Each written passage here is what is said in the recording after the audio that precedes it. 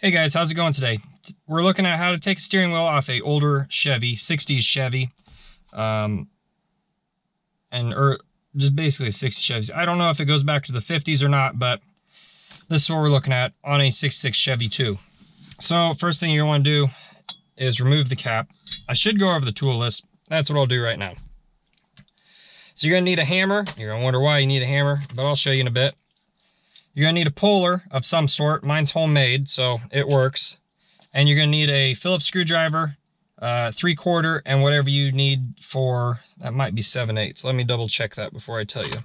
Pretty sure it's 3/4 though. You might want to remove the battery because this has got power going through it at all times. So there's that.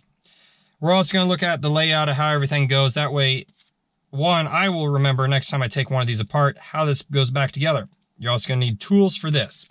So pop your cap off. Step 2 is going to be to remove carefully. I got that really tight. Okay. Okay.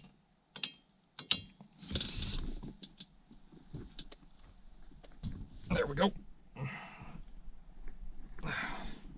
This might be a number 3 screw, not a number 2. I'm going to start sweating fairly quickly because it's kind of warm out. And I'm trying to keep the background noise to a minimum. So, you want to unscrew those 3 screws. There we go. Pull this off carefully. Now underneath is going to be another plate. I'm going to set this off to the side here. Quick. You're going to want to remember the orientation of that, which doesn't really matter. It clips into those areas. And then you just pull this guy out. There we go. That would be your horn button right there.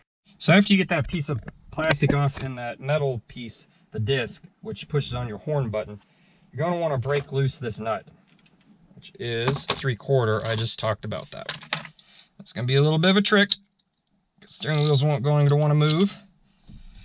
There we go. It doesn't have to be super tight when you go on. It's really just holding it on because this is a splined steering column. They're usually all like that. Set that stuff aside. You're going to need it in a bit when you go back together. So then you put your puller on. You want to thread it in a ways. But you don't want to not be in far enough that you start pulling out threads because, well, to be honest, these steering wheels are a little expensive and hard to replace. You also want to try to keep everything centered.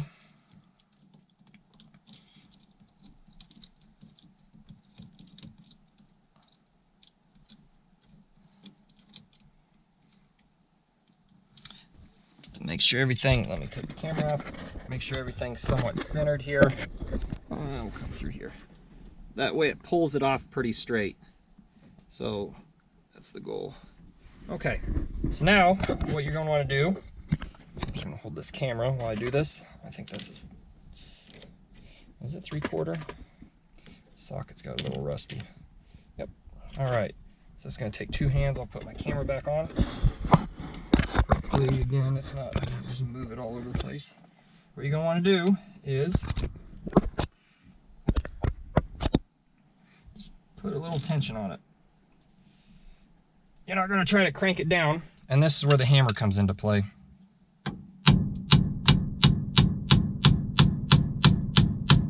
Just give it a little tap. It doesn't need much. Oh boy.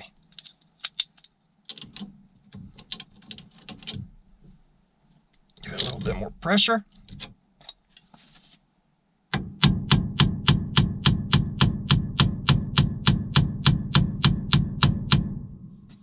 Okay. We ought to be close.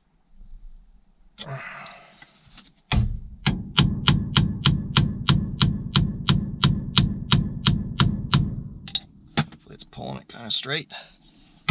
Come on now. That loosened up. So we're gonna, that was it. Boop, steering wheel's off.